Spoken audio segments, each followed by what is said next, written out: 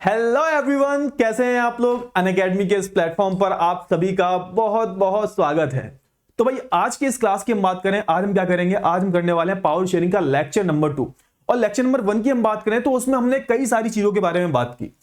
तो अगर मैं पहली चीज के बारे में बात करूं कि पावर शेयरिंग इतनी जरूरी क्यों हो जाती है, why power sharing is desirable, ये अगला ही टॉपिक है। इसके बाद इस लेक्चर के अगला जो लेक्चर आएगा वो, लेकिन फिर हमने ये उसमें ड्रॉ कर लिया था कि भाई देखो पावर शेयरिंग बहुत जरूरी हो जाती है।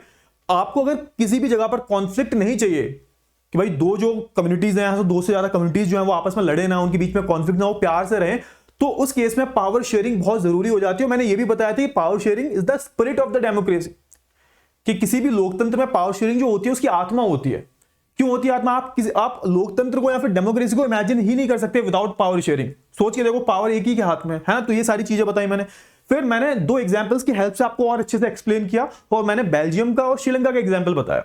आपने अगर पिछला लेक्चर ना देखा हो ना तो प्लीज आप वो देख लेना, मतलब एक ऑर्डर में चला करो, है ना। हमेशा ऑर्डर को फॉलो करना चाहिए, कहीं से भी ऐसा नहीं है एक वाइल्ड कार्ड एंट्री आपकी हो जाती है। स्टार्टिंग से अगर L1 से मैं पढ़ा रहा हूं तो L1 से ही फॉलो किया करो, है ना। ठीक है, चलिए। तो हमने पढ़ा बेल्जियम के बारे में, हमने पढ़ा श्रीलंका के बारे में, लेकिन आपको याद हुआ हम किसी भी कंक्लूजन पे नहीं पहुंचे थे कि भैया हुआ क्या बाद में। हमने सिर्फ एक डेटा को एनालाइज किया था, एक उनका जो एथनिक कॉम्पोजिशन जो था उसको हमने एनालाइज किया था कि भाई देखो बेल्जियम में इतने परसेंट जो लोग थे वो फ्रेंच बोलते थे, इतने जो थे डच बोलते थे, इतने जर्मन बोलते थे। वही हमने श्रीलंका में देखा कि भाई सिनालाज इतने थे, तमिल इतने थे, तमिल में भी इंडियन तमिल थे, कुछ नेटिव तमिल थे, उसके बाद क्रिश्चियंस थे। तो ये हमने पूरा डेटा देखा।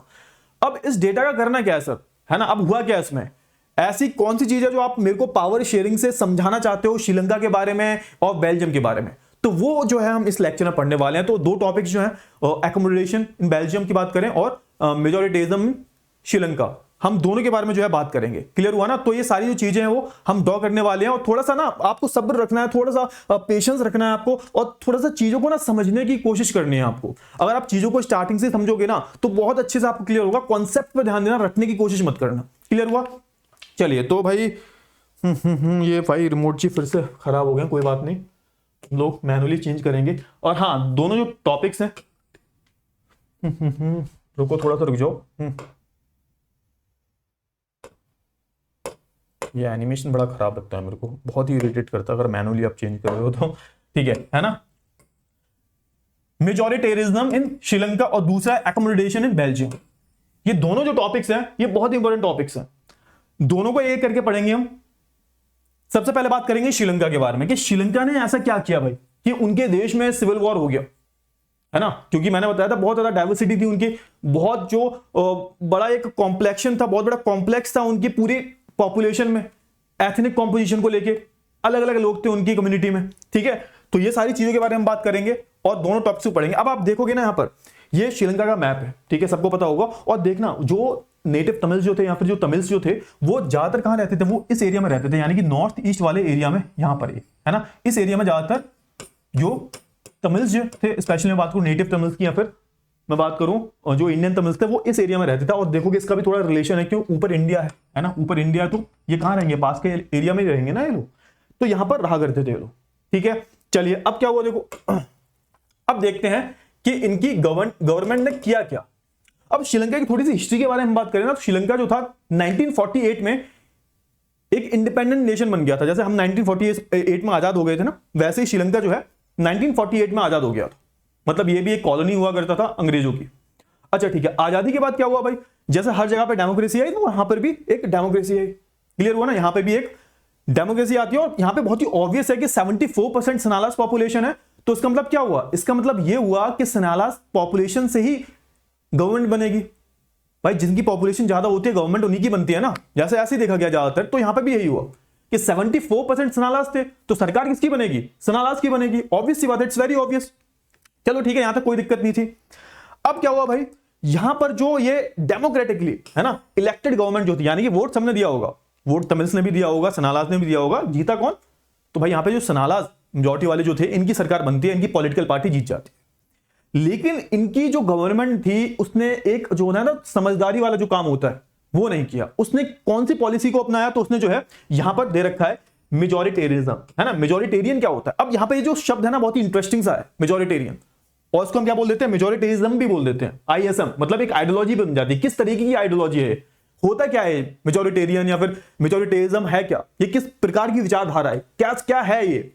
तो इसमें सिंपल सा होता है कि अगर बात करूं मेजोरिटी का मतलब क्या होता है, मेजोरिटी का मतलब होता है जिन लोगों की संख्या बहुत ज्यादा है, जो नंबर्स में बहुत ज्यादा है, उसको हम बोल देते हैं मेजोरिटी। अच्छा, अब ये जो मेजोरिटी है यानी कि जिनके नंबर्स बहुत ज्यादा हैं, अब ये अपनी गुंडागर्दी दिखानी शुरू कर दें, ये माइनॉरिटीज की यानी कि जिनके नंबर्स बहुत कम है उनकी डिमांड को डिसरिगार्ड करें, उनकी सुने ना, भाई हम तो ज्यादा हैं, भाई होता है ना जिसकी लाठी उसकी भैंस, कि हम नंबर्स में ज्यादा हैं तो क्या ही बिगाड़ लेंगे, हमारी चलेगी, जितनी भी पॉलिसीज आएंगी वो हमारे फेवर में आएंगी। तो यहां पे हो क्या रहा है, बेसिकली यहां पे हो ये रहा है कि यहां पे जो मेजोरिटी जो पॉपुलेशन है वो अपनी गुंडागर्दी दिखा रही है, सिंपल सी अगर देसी भाषा में बताऊं मैं तो, और यहां पे जो माइनॉरिटी है उनकी डिमांड्स को डिसरिगार्ड किया जा रहा है। अब ऐसा क्या किया इन लोगों ने, तो उसकी कहानी हम आगे पढ़ते हैं, क्या क्या किया इन लोगों ने। तो सबसे पहले इन्होंने क्या किया, हाँ 1956 में इन्होंने एक एक्ट पास कर दिया। एक्ट होता है मतलब जैसे कानून वगैरह होता है ना, कानून कोई भी बनता है तो उसके पहले एक बिल आता है, बिल के बाद वो एक्ट बनता है, फिर वो पास हो जाता है। तो यहां पे इन्होंने एक एक्ट पास कर दिया, एक कानून बनाया, जिसमें इन्होंने सिर्फ और सिर्फ जो सनालाज लैंग्वेज जो है उसको ही रिकॉग्नाइज किया या फिर उसको ही एक ऑफिशियल लैंग्वेज डिक्लेयर किया। सोच के देखो हमारी इंडिया में क्या है, हमारी इंडिया की जो शेड्यूल्ड जो लैंग्वेज का पार्ट जो है 8, जो शेड्यूल 8 है, उसमें टोटल कितनी ऑफिशियल लैंग्वेजेस हैं, 22 इंक्लूडिंग हिंदी। अब वैसे तो इंडिया में हिंदी सबसे ज्यादा बोली जाती है, 40% से ज्यादा लोग जो है हिंदी में बात करते हैं।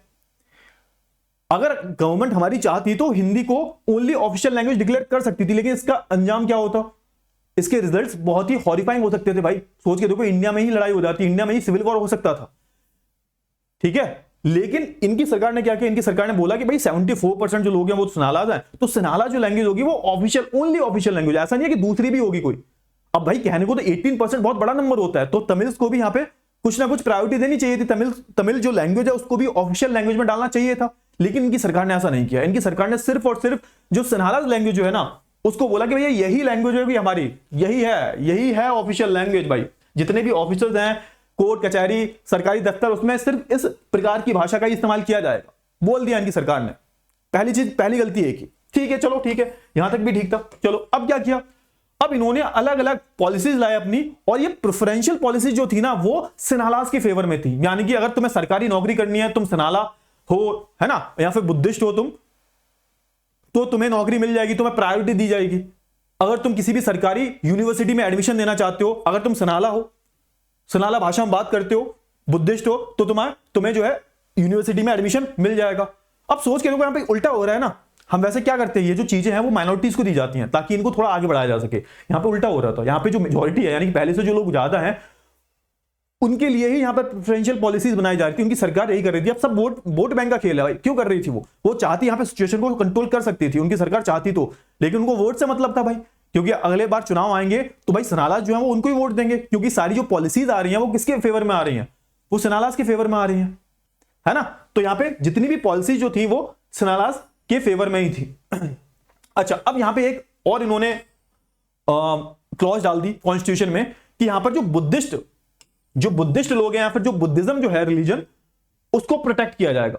अब सोच के देखो कितनी हंसी की बात है, जो लोग मेजोरिटी में है 74%, उनको आप क्या करोगे, लगभग जो 2/3 की हम बात करें, है ना, 74% जो सनालाज जो है उनको तुम प्रोटेक्ट करोगे, क्योंकि 74% जो सनालाज थे वो बुद्धिस्ट थे, बुद्धिस्ट रिलीजन को आप प्रोटेक्ट करोगे। और वहीं हम 18% की बात करें जिसमें नेटिव तमिल्स भी थे, है ना, और उसमें हिंदू भी थे, मुस्लिम भी थे, क्रिश्चियंस भी थे, उनको कोई भी प्रोटेक्शन नहीं दिया जाएगा। सिर्फ और सिर्फ प्रोटेक्शन किसको दिया जाएगा, जो कि मेजॉरिटी में, यानी कि सनालाज को, बुद्धिज्म को।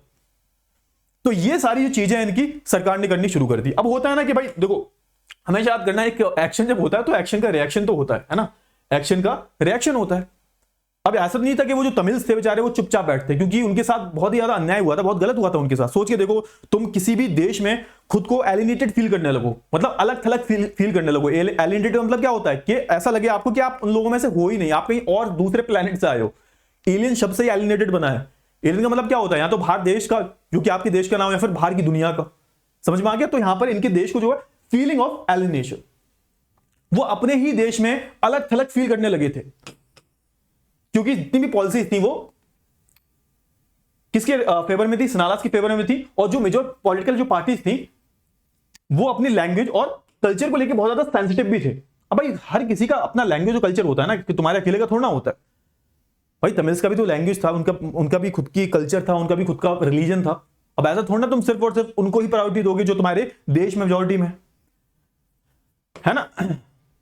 अब देखो यहाँ पे तो कॉन्स्टिट्यूशन जो था और जो गवर्नमेंट थी, उन्होंने क्या किया, उनकी जो पॉलिटिकल राइट्स जो थे उसको डिस्क्रिमिनेट किया, है ना। जो जॉब्स जो थी उसमें डिस्क्रिमिनेशन किया, और जो भी अपॉर्चुनिटी थी, जो अदर अपॉर्चुनिटी जो थी, उनमें भी जो है इन्होंने डिस्क्रिमिनेशन करना शुरू कर दिया। तो ये पूरी कहानी थी किसकी भाई, श्रीलंका की, है ना। यानी कि इन्होंने बहुत बड़ी गड़बड़ी कर दी। मतलब मैं बोलूंगा पागलों की सरकार थी, है ना, क्योंकि अगर पागल नहीं होते तो इतनी बड़ी गलती नहीं करते।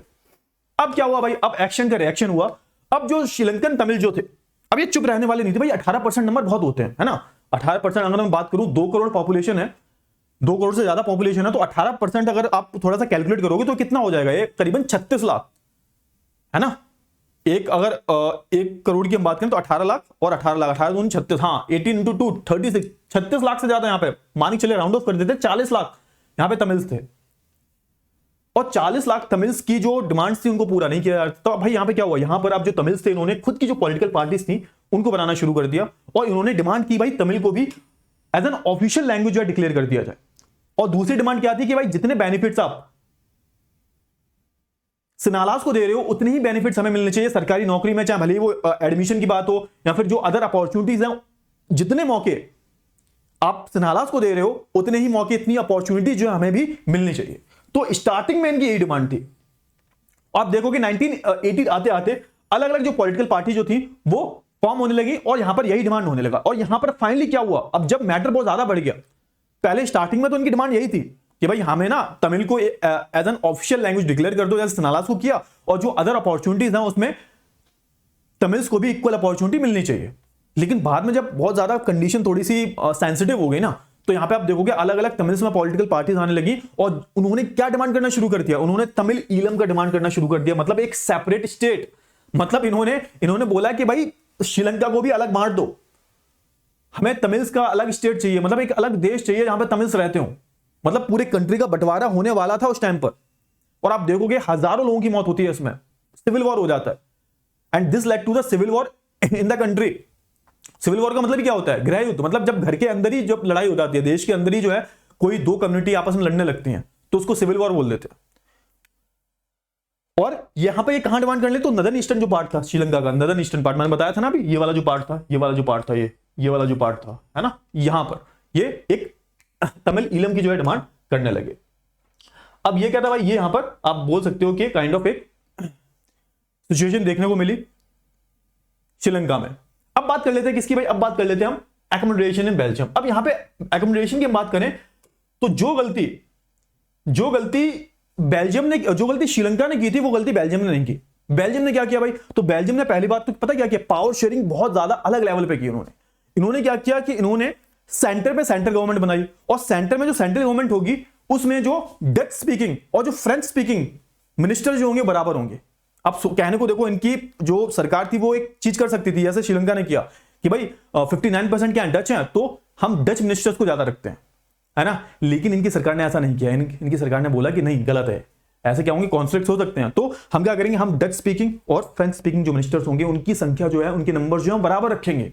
बहुत अच्छी बात है। इन्होंने दूसरा जो सबसे बड़ा चेंज किया वो क्या किया कि इन्होंने जो सेंट्रल गवर्नमेंट की जो पावर्स थी वो स्टेट में डिवाइड कर दी, और स्टेट में जो गवर्नमेंट होगी वो फ्रेंच स्पीकिंग भी होगी और डच स्पीकिंग भी होगी। उनके नंबर, जैसे यहां पर फ्रेंच मेजोरिटी ज्यादा है, वहां पर भी जो फ्रेंच मिनिस्टर्स होंगे, और स्टेट में जहां जैसे मैंने बताया था ना, वेलोनिया फ्लैमिश रीजन जो था, वहां पर बराबर फ्रेंच मिनिस्टर्स होंगे, डच मिनिस्टर्स होंगे।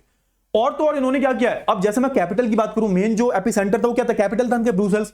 ब्रुसेल्स में क्या किया, ब्रुसेल्स में सोच के देखो 80% क्या थे, फ्रेंच थे।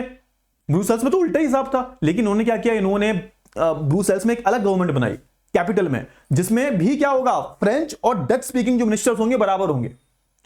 और तो और उन्होंने चौथा लेवल भी बना दिया, कौन सा लेवल, कम्युनिटी गवर्नमेंट। इंडिया में वैसे कोई कम्युनिटी गवर्नमेंट नाम की चीज नहीं होती। कम्युनिटी गवर्नमेंट का फंक्शन क्या था कि हर एक कम्युनिटी से बंदा इलेक्ट किया जाएगा जो कि अपनी कम्युनिटी से रिलेटेड जो भी इश्यूज हैं, लाइक लैंग्वेज, है ना, कल्चर, लैंग्वेज वगैरह जो भी हो गया, वो सारी मसले कौन देखेगा, तो कम्युनिटी गवर्नमेंट ही देखेगी। तो इन्होंने इतने अच्छी तरीके से पावर का डिसेंट्रलाइजेशन किया, पावर को डिवाइड किया। तो ये कहानी थी किसकी, बेल्जियम की, है ना। तो यही लिखा हुआ है, the Belgium leaders took a different path, they recognise the existence of the regional differences and culture diversity. पहली बात उन्होंने क्या किया, उन्होंने जो कल्चरल डिफरेंसेस जो थे, जो डाइवर्सिटी जो थी, उसको उस चीज को एक्सेप्ट किया। होता क्या ना लाइफ में ना, आपको हर चीज एक्सेप्ट करनी पड़ती है यार। अगर आपको किसी भी चीज से डील करना है, सबसे पहले उस चीज को एक्सेप्ट करो, नाकारो मत खुद के यार नहीं झूठ है। अब भाई कोई चीज अगर सही है तो वो सही है, प्रैक्टिकली उस चीज को एक्सेप्ट करो, फिर सॉल्यूशन ढूंढने की कोशिश करो। तो इनकी भी सरकार ने यही किया कि यार ठीक है, ये जो चीज है, मतलब ये जो रीजनल डाइवर्सिटी जो है, ये जो कल्चरल डिफरेंसेस जो है इन लोगों के बीच में, ये है रियलिटी में है, और उनसे हमें डील करना पड़ेगा। पहली सबसे अच्छी चीज इनकी सरकार ने यही की। फिर क्या हुआ, इनकी सरकार ने, आप देखोगे 1970 से 1993 के बीच में 4 बारी अमेंडमेंट्स किए अपने कॉन्स्टिट्यूशन में। अब कहोगे सर 4 बारी अमेंडमेंट्स, अब इसकी जरूरत क्या थी भाई, 4 बारी क्यों बदला अपने संविधान को। अमेंडमेंट का मतलब होता है किस बदलना है, बेसिकली अमेंडमेंट एक लॉ वर्ड है जिसका मतलब भी होता है चेंज करना। तो अपने कॉन्स्टिट्यूशन को इन्होंने 4 बारी बदला। क्यों बदला, क्योंकि एक ऐसा कॉन्स्टिट्यूशन बनाया जा सके जो बराबर राइट्स देता हो। उस कॉन्स्टिट्यूशन में ऐसा कुछ भी ना लिखा हो जो कि कुछ डिस्क्रिमिनेशन कर रहा हो। तो इन्होंने 4 बारी अपने कॉन्स्टिट्यूशन को और बेहतर बनाने के लिए बदला। तो यहां पे वही लिखा हुआ है, पॉइंट्स पढ़ो, ये वाला सेकंड पॉइंट पढ़ो। Between 1917 and 1993, they amended their constitution 4 times so as to work out an arrangement that would enable everyone to live together within the same country। मतलब एक ऐसा कॉन्स्टिट्यूशन बनाओ कि भाई सब लोग मिलजुल कर रहे एक ही देश में, चाहे वो डच स्पीकिंग हो, चाहे वो जर्मन हो, चाहे वो फ्रेंच हो। क्लियर हुआ ना। ये देखो अब यहां पे क्या क्या स्टेप्स ले, देखो the constitution prescribe that the number of Dutch and French speaking ministers shall be equal in the central government. सबसे अच्छा जो चेंज था वो यही था कि भाई डच और फ्रेंच दोनों जो है नेम नंबर जो होंगे इनकी सेम होंगे। Some special laws required the support of the majority of the members from each linguistic group, thus no single community can make the decision unilaterally. बहुत ही अच्छी चीज हुई, मतलब अगर कोई भी बहुत ही इंपॉर्टेंट डिसीजन लिया जाना है तो कोई भी एक कम्युनिटी जो है वो यूनिलैटरली, मतलब अकेले खुद से डिसीजन नहीं ले पाएगी, उसमें मेजॉरिटी चाहिए होगी दोनों मिनिस्टर्स की, तभी वो बिल जो है पर्टिकुलर पास होकर लॉ बनेगा। ऐसा नहीं है कि किसी एक पर्टिकुलर कम्युनिटी ने हाँ बोल दिया तो वो लॉ पास हो जाएगा ना, उसके लिए दोनों की जो है मेजॉरिटी चाहिए होगी। यूनिलैटरली आप किसी भी लॉ को पास नहीं कर सकते या फिर किसी भी लॉ को बदल नहीं सकते। The state government are not subordinate to the central government. यहां पर इन्होंने क्या किया, यहां पर इन्होंने ये किया कि भाई जो स्टेट गवर्नमेंट होगी ना वो सबऑर्डिनेट नहीं होगी। यहां पे इन्होंने स्टेट गवर्नमेंट को ज्यादा पावरफुल बना दिया कि स्टेट जो होगी, यानी कि मैंने बताया ना फ्लैमिश और वेलोनिया जो रीजन था दोनों, उसमें अलग अलग गवर्नमेंट थी, तो जो स्टेट गवर्नमेंट जो होगी उसको ज्यादा पावर दे दी, है ना, वो इंडिपेंडेंट होगी, मतलब सेंट्रल गवर्नमेंट जो होगा स्टेट के बीच में दखलंदाजी नहीं करेगा।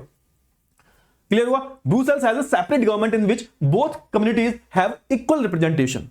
सोच के देखो, अब वहां पे भी, अब कहने को वहां पे तो फ्रेंच वाले डिमांड कर सकते थे कि भैया हम तो 80% है तो हमें तो ज्यादा सीट्स चाहिए, लेकिन यहां पे भी जो मिनिस्टर्स थे वो बराबर थे। मतलब अगर 50 मिनिस्टर होंगे फ्रांस के तो फ्रेंच स्पीकिंग, तो 50 होंगे डच स्पीकिंग।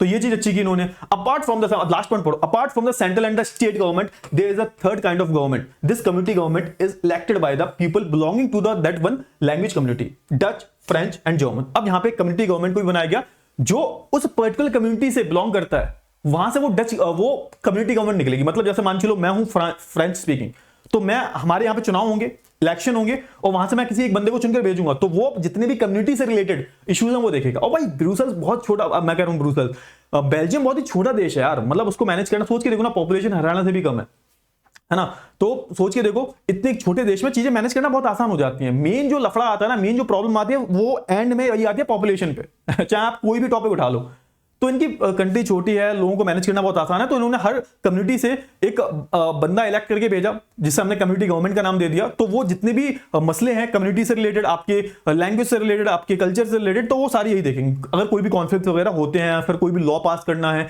या कोई भी लॉ में चेंज करना है, तो उसके लिए कम्युनिटी गवर्नमेंट थी, कम्युनिटी से रिलेटेड, है ना, आपके कल्चर से रिलेटेड। तो ये समझदारी का काम किया, ये एकोमोडेशन का काम किया बेल्जियम में। तो आई होप आपको इतनी जो चीजें हैं वो बहुत अच्छे से जो है क्लियर हो गई होंगी। इन दोनों टॉपिक्स में हमने क्या पढ़ा, वैसे क्या कंक्लूजन क्या निकाला कि भाई पावर शेयरिंग कितनी जरूरी होती है। अब सोच के देखो, श्रीलंका ने नहीं किया, और वही काम जो है किसने किया, बेल्जियम ने किया। बेल्जियम ने कितने अच्छे स्टेप्स लिए, तभी तो बोलते हैं ना कि बेल्जियम की समझदारी, एकोमोडेशन, इसी का मतलब होता है। और श्रीलंका ने किस पॉलिसी को अपनाया, भाई मेजोरिटियन पॉलिसी को अपनाया उसने। मेजोरिटिज्म जो आइडियोलॉजी जो थी उसको उसने अपनाया। तो क्या हुआ भाई, सिविल वॉर हो गया, लड़ाई हुई, हजारों लोग मारे गए, है ना। तो ये कहानी थी किसकी भाई, बेल्जियम की और श्रीलंका की। अब अगली क्लास में हम बात करेंगे why power sharing is desirable, क्यों डिजायरेबल होती है, क्यों हमें पावर शेयरिंग को इतना हम फोर्स कर रहे हैं, क्यों हम बोलते हैं कि भाई power sharing is the spirit of the democracy. तो ये सारी जो चीजें हम अगले लेक्चर में पढ़ेंगे, लेक्चर नंबर 3, ठीक है ना। चलो तो एंड करते हैं इस लेक्चर को, बाय बाय, टेक केयर।